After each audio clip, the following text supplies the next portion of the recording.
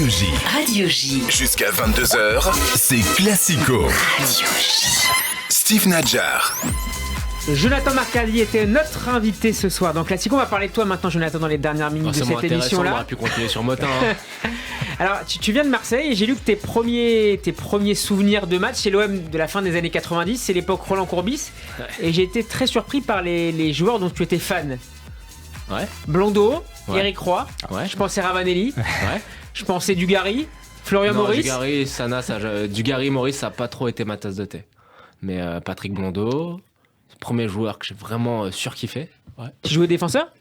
Défenseur latéral. Ouais. Le coup de tête sur le CRS casqué à Bah Boulogne, ouais. ça c'est encore dans les mémoires. Ça c'est de l'identité marseillaise, ça, Blondeau. Je pense qu'il y a pas mal de joueurs un peu. Ah, ça va te faire plaisir. Je pense qu'un des joueurs que j'ai le plus aimé à Marseille, c'est aussi Lorik Sana. Ah bah oui, forcément. Ah bah non, mais je te comprends. Je te comprends. J'adorais Ou Lorik Gabi Sana. Genzer. Gabi Genzer, bon, Ah, ouais, je mais te ça a été comprends trop aussi. court. C'était mode mercenaire. Merci pour les Van travaux, Buiten, mais. tu t'aimais Van Buiten?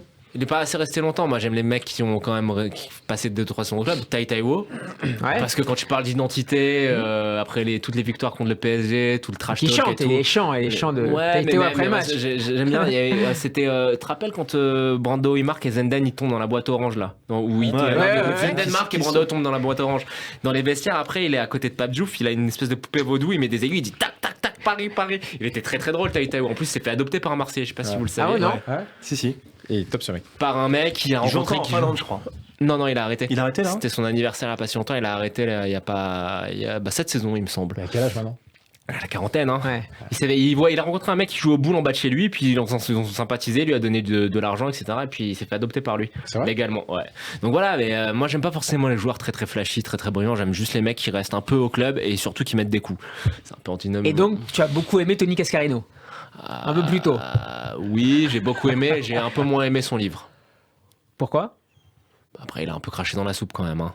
En plus, c'est un faux Irlandais. Toi, j'ai des racines irlandaises. C'est un faux Irlandais. Tony Cascarino, c'est quand même quelque chose. Je sais pas si on est sur Radio J, c'est un peu. Je sais pas si je peux dire. Bah, c'est un protestant, quoi. C'est Non, pas un je problème. rigole. Ça, c'est pas un problème. Alors, Bah non, mais c'est pas. Non, mais c'est juste historiquement. Oui, c'est pas. Tu sais ce qui s'est passé en Irlande, Ouais. qu'il y a eu des choses très très graves. Moi, j'ai de la famille qui ont vécu des choses pas très cool et tout. Donc, D'accord. non, mais Il s'est inventé une grand-mère irlandaise pour jouer avec l'équipe d'Irlande. C'est quand même fou. Ils se sont rendus compte après coup. Il a joué une Coupe du Monde quand même, Tony Cascarino. Qu'il n'avait pas du tout d'ancêtre irlandais. ça, Exactement. je savais pas. Alors, plus récemment, Jonathan, au moment des rumeurs sur un rachat de l'OM par des Saoudiens, par des investisseurs saoudiens, tu as menacé de tout plaquer, l'OM, le Vélodrome, droit au but, tout ça, pour Ouais. supporter Consola. Bien sûr. Est-ce que tu dirais aujourd'hui la même chose? Alors, tu mettais en avant les violations des droits de l'homme répétées du régime saoudien. Si Macourte, demain, il envisageait la même chose, tu dirais la même chose? Tu n'as pas changé d'avis, malgré les investissements par ailleurs saoudiens, notamment à Newcastle, et les résultats... Ouais. Ouais. Pourquoi je changerais d'avis? Tu ne sais pas? Je te pose Il la pourrait question. venir et acheter tous les joueurs que j'adore, etc. Ça changerait pas d'un iota. C'est une question de principe. C'est une question de principe. Moi, je sais pas, hein, chacun a sa sensibilité et fait à une échelle de valeur. Avoir comme propriétaire des gens qui découpent des journalistes dans des ambassades, je trouve ça un peu moyen. J'ai du mal à comprendre une frange du public du Paris Saint-Germain qui ont fermé les yeux sur beaucoup d'autres choses. Alors certes, le Qatar n'est pas l'Arabie Saoudite, mais il y a quand même 2-3 trucs qui sont assez bizarres. Et quand on parle, je trouve que dans le climat actuel, tous ces gens Ouais. qui s'énervent pour rien, vont dans la rue pour rien, la génération woke, Black Lives Matter, etc. Je trouve qu'il y a toujours cette espèce d'indignation à deux vitesses. Et je pense que quand on met le pognon sur la table, les gens ont tendance à donner leurs fesses. Donc moi, je suis pas une prostituée et il pourrait venir avec tout le pognon du monde. Je supporterais Consola. C'est mon choix. Je ne juge personne. Martin, Ah, À Newcastle, ils sont contents à Newcastle. Hein. Ils sont contents, mais je trouve qu'au moins en Angleterre, il y a eu un mouvement populaire que j'ai trouvé assez rafraîchissant. Alors, ce qui est intéressant dans ton histoire, Jonathan, c'est la manière dont tu es rentré dans la maison RMC. Alors, à l'origine, il y a un mémoire, tu m'arrêtes si des bêtises, Vas-y. il y a un mémoire de master de communication politique consacré à la communication de Raymond Domenech pendant l'Euro. Ouais. C'est ça? Ouais. Et donc, tu rencontres Daniel Riolo. Je te laisse me raconter. En fait, j'étais au CELSA, c'est la section grande école de la Sorbonne, et j'étais comme tout bon étudiant fauché, j'avais même pas de téléphone portable. Et je fais mon mémoire et tout, et puis ils nous disent qu'il faut interviewer des gens professionnels. T'es toujours obligé d'avoir un intervenant professionnel. Et alors, dans le grand geste de désespoir, à la bourre, je m'étais pris le dernier moment. J'appelle le 3216, donc la ligne d'RMC, j'ai rien parlé à Daniel Riolo pour mon mémoire et tout, mais voilà, comme ça, comme une bouteille à la mer. J'avais appelé du téléphone de l'école. Et puis les jours passent et en fait à l'école ça sonne et puis pour une fois j'étais en cours, ils m'appellent, ils me font sortir, j'étais un coup de fil etc. Et c'est Daniel qui me donne rendez-vous et c'est comme ça que j'ai rencontré Daniel. Il m'a donné, je me rappelle, il m'a donné rendez-vous à la brasserie là, Les Princes, vers le parc des Princes. Ouais. Il m'a accordé 1 heure de son temps, ça m'a vraiment aidé pour mon mémoire et du coup c'est parti comme ça, on a sympathisé comme ça. Après, comme j'appelais... Souvent pour parler de foot sud-américain. C'est ça, ouais, je restais tard dans mon école parce qu'il y avait des ordinateurs, on n'avait pas, donc je pouvais aller sur internet et tout. J'ai appelé le 3216, merci d'ailleurs d'avoir payé les factures. Pour parler de foot sud-américain et puis de fil en aiguille. Est-ce que tu as bossé aussi, j'ai lu sur un deuxième mémoire sur la rivalité entre River et Boca Juniors comme symbole de la structuration sociale de Buenos Aires. Et du coup, bah voilà, un jour j'ai été invité à la radio, ça s'est bien passé. Et puis il y a eu la Coupe du Monde 2014 où Gilbert m'a proposé de suivre des équipes sud-américaines. Un peu par chance, l'Argentine va en finale. C'était un moment où je commençais à bosser, je rentrais dans la vie active, dans l'administration, et du coup ça s'est bien goupillé, quoi. Voilà. Donc, et tu continues à être chroniqueur aujourd'hui dans l'Afterfoot, et tu as récemment disputé, et remporté d'ailleurs, ton premier combat de grappling, on y revient. Donc c'est une discipline de sol axée sur les soumissions sans frappe, c'est ça toujours ? C'est du jiu-jitsu brésilien, quoi. Ah d'accord. Voilà, ouais.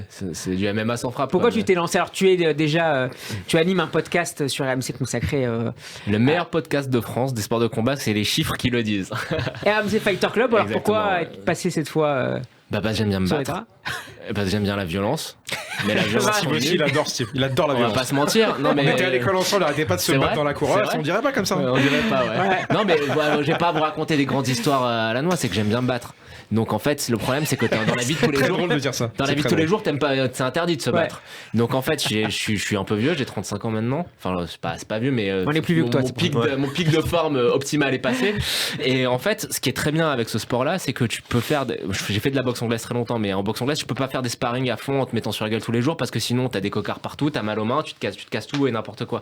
Là, en fait, tu peux étrangler quelqu'un jusqu'au bout. Tu vois ce que je veux dire ? Tu gagnes à la fin. Elle abandonne. Tu peux aller à fond jusqu'au bout. Donc c'est un super sport. Avec l'explosion du MMA en France, c'est un sport qui est en train de devenir populaire parce que au final c'est toute la partie au sol du MMA. Bon, c'était pas mon premier combat, hein. J'ai fait plein d'autres combats avant, mais c'était le premier combat sur une carte en cage, c'était pas une compétition. Et maintenant je combats là-bas. J'ai un combat qui arrive en juin. Contre quelqu'un de très très solide, ça n'a pas été annoncé, donc je vais pas dire qui, de toute manière vous connaîtriez pas, mais je m'entraîne tous les jours comme un forcené et puis c'est important, je pense que dans la vie de tout un chacun d'avoir son petit sas, d'avoir son petit sas de décompression, sinon tu te comportes comme un con à la maison et c'est ennuyeux, quoi. Allez messieurs, on va jouer pour terminer. C'est l'heure du dernier quiz, pas de violence sur Benjamin si tu perds Jonathan. J'ai 40 ans, je suis le capitaine de mon équipe et mon président vient de me prolonger. Qui suis-je ? Non. 40 ans. J'ai 40 ans et je viens de prolonger. Je suis capitaine de mon équipe. Je suis capitaine de mon équipe. Pépé. Excellent, David. Le point pour David. Quelle sera la saison prochaine le nouveau nom de la Liga actuellement dénommée la Liga Santander ? Electronic Arts Sports. Excellent, David. Oui, je suis désolé. Machine, hein. Dont la Liga, dont le nouveau logo a été dévoilé ce matin sur Il fait que Twitter. lire des... C'est incroyable ça. Il fiche des livres. Il m'a dit qu'il fichait des livres de fou. Je peux pas lutter moi. La FFF a un nouveau directeur général. Il s'agit de Jean-François Villotte. Il remplacera Florent Sardouin. Dans le passé, il a dirigé une autre fédération, laquelle ? Handball. Tennis, point pour David. Quelle ancienne ministre a été candidate à cette Valo fonction Belkacem. au sein de la FFF ? Dis-moi, tu lui envoies les questions avant ? Najat, C'est quoi je l'ai envoyé ça en plus ce week-end. Ouais, c'est vrai, je sais Najat pas. Vallaud-Belkacem. Quel joueur de l'équipe de France a été accusé sur les réseaux sociaux par sa femme d'une relation adultère avec un mannequin italien ? Martial, non ? Non, C'est dégueulasse. Griezmann, non, Un joueur de l'équipe de France actuelle Ouais. Je sais pas, Marcus Thuram. non. Hernandez. Lucas Hernandez. Le point pour Jonathan dégueulasse. Maccardy. Marqueur italien, L'Olympique franchement. lyonnais vit une saison particulière avec une faible 7ème place, malgré un buteur à 20 buts, en la personne de Lacazette. Aucun club n'en a fait autant depuis la saison 2010-2011 en Ligue 1. De quel club et de quels attaquants Gomis. s'agit-il ? Marseille. Marseille, Gomis, c'est faux. Donc avec une 7ème place. hein. C'était 7ème, oui. Ah, Paoletta Bordeaux. Meilleur buteur. Lille Moussasso. 20 buts, pas meilleur but. Je sais pas s'il était meilleur buteur, mais non. Mais c'est pas mal. Lyon peut-être déjà, non ? Non, plus petit club. Avec plus petit Plus club. petit club. C'est pas Montpellier. Non. Un peu plus haut sur la carte de France. Le LOSC. Non, Saint-Etienne. non. Plus petit club. Lens. Non. Et le joueur est toujours actif. En Ligue 1. C'est pas Bordeaux, c'est pas. Nantes. Non. FC Lorient avec Ah, Gamero. Gamero. Le point pour Jonathan, ça fait 2-3. Benjamin 0. Je suis nul comme ça aujourd'hui là. Habib Diallo, lui, et on est déjà à 17 buts avec Ouais. Strasbourg. Il Metz. faut remonter Metz. après de 30 ans pour Ouais. trouver un attaquant de ce club avec les mêmes stats. De qui s'agit-il? David Zitelli. Oh, ouais, ça, excuse-moi. Ça, franchement, 96, 97, ça, c'est qu'un point, ça. 19 ballons. Zitelli, tu Oui, kiffes, oui. arrête. Moi j'adore, mais c'est un point quand même. Allez, encore une histoire de buteur, messieurs. Jonathan David continue d'enflammer le cœur des supporters lillois. Il en est à 21 buts en 32 journées. C'est du jamais vu dans le Nord depuis 2010-2011 avec à l'époque un certain Moussasso. Ouais, J'avais 3, 3 pour C'était la Jonathan, vitesse, 4 pour David, 1 pour Benjamin. Quel est le dernier entraîneur lyonnais à avoir perdu ses 2 premiers matchs Rudy contre Garcia. l'OM? Les 2 premiers matchs Rudy contre Garcia, l'OM. Silvino. Non, Il a non, pas Rémi été Garde. Rémi Garde. Non. Alain Perrin. Alain Perrin, le point pour David. bravo. Quel est le meilleur buteur lyonnais face à l'OM au 21e siècle? Le meilleur quoi buteur lyonnais. Le meilleur buteur lyonnais? Lacazette. Lisandro Lopez. La Casette. Non, Lisandro Lopez. non, Fekir. non. Qui marquait tout le temps là? Fred. Juninho, Memphis. Fred. Juninho. Fred. Juninho est deuxième avec 6 buts. Memphis. Sidney Govou. Non, Malouda. Naolida. non, Juninho, tu l'as dit. Anderson. non. Wiltord. Qui connaît Wiltord. Marseille aussi. Baffet. Gomis. Ouais. Eh ben. Quel joueur a Bah, disputé... mais il a eu son point, Il hésite. Il est Là, pas tu sûr vois. tout à coup. Quel joueur, c'est 9 buts. Quel joueur a disputé le plus d'Olympico? C'est la dernière question en compétition officielle. Bah, fait Gomis. Non. Mandanda. Mandanda, le point pour bien Jonathan. 2-4, c'est comme la victoire pour C'était David. vraiment des quiz aujourd'hui. Ah, il a gagné, il a gagné. Zéro les quiz. Merci beaucoup Jonathan Macardy d'avoir été avec nous. On peut te retrouver notamment dans l'After Foot, mais aussi dans donc, le meilleur, le plus successful podcast sur les sports de combat. C'est diffusé, RMC Fighter Club, et c'est disponible sur toutes les plateformes. Classico, c'est fini. Merci à vous David et Benjamin d'avoir été avec nous. Merci beaucoup. À vous, chers auditeurs, de votre fidélité. Bonne soirée. Tout de suite, Cyril Sac à Cohen, suivi d'Agler Adoulet. Bonne soirée sur Radio J.